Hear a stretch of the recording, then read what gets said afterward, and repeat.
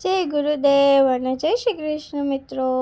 આ ભાઈને મરચા વગર તો હાલતું જ નથી, એટલે રોજ મરચું લઈને બેસી જ ગયો હોય।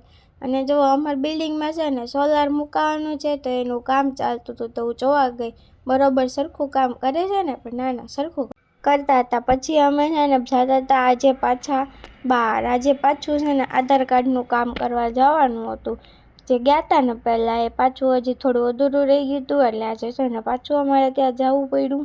હવે અમે ત્યાં પહોંચી ગયા અને પછી પતાવી દીધું થોડુંક કામ, અને પછી પાછા ઘરે રિટર્ન હતું તો જો કેટલી મોટી ક્રેન હતી। પછી જો હોળી આવે છે ને તો બધે હોળીનું સામાન ગોઠવાતો હતો। પછી હું આવી ગઈ હતી ઘરે આવી તો આ બંનેને તો છે ને મારી રૂમ ખુલે ને એટલે અંદર આવવા હાટું જ રાહ જોતા હોય ને એવું મને લાગે, એટલે બે આવી ગયા અંદર અને પછી જો બે રમવા માંડ્યા।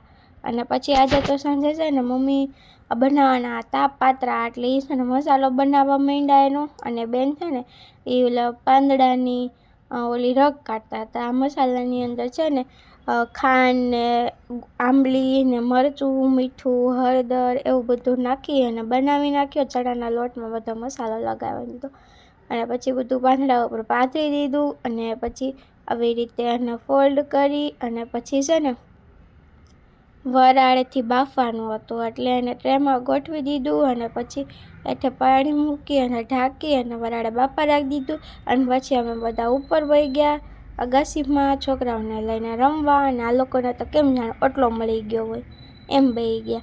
અને પછી આ બેને પૂરી દીધા ખાનામાં, અને પછી અમે જોયું પ્લેન। અમે તો પ્લેન એમ જોતા હતા જાણે કોઈ દી જોયું જ ન હોય એમ બધા પ્લેન જોવા માંડ્યા। અને આપણે છે ને કબૂતર બહુ બધા આવતા હતા, પણ પાણી હતું નહીં એટલે પાણી ભરી દીધું એના માટે, અને આ બેને સાયકલમાં બેઠાડી દીધા। અને પછી પાત્રા બફાઈ ગયા હતા એટલે પછી નીચે આવીને મેં પાત્રાને વઘારી નાખ્યા, રાઈ જીરું ને તલ ને એવું નાખી અને વઘારી નાખ્યા, અને પછી બધો વઘાર મિક્સ કરી અને આપણા પાત્રા થઈ ગયા હતા રેડી। પછી તો ચાલો બધાય જમવા, જો બધાય પાત્રા મસ્ત મજાના મિક્સ થઈ ગયા, અને પછી અમે બધા બેસી ગયા હતા જમવા। તો ચલો એ બધાય જમવા। મારી ચેનલને સબસ્ક્રાઈબ કરો તમને વિડીયો ગમતો હોય તો જો આજે પાછા આમ ગાર્ડનમાં આવ્યા હતા। આ ગાર્ડન છે ને એ અમારા મામાજીનું ઘર છે, એના ઘરે છે આ ગાર્ડન નીચે બિલ્ડિંગમાં। તો ત્યાં આંટો મારવા ગયા હતા તો આ બેનને હિંચકા ભરી ગયા એટલે એને બેસવું જ પડ્યું, એટલે અમે આજે પાછી એને હિંચકામાં બેસાડી દીધી।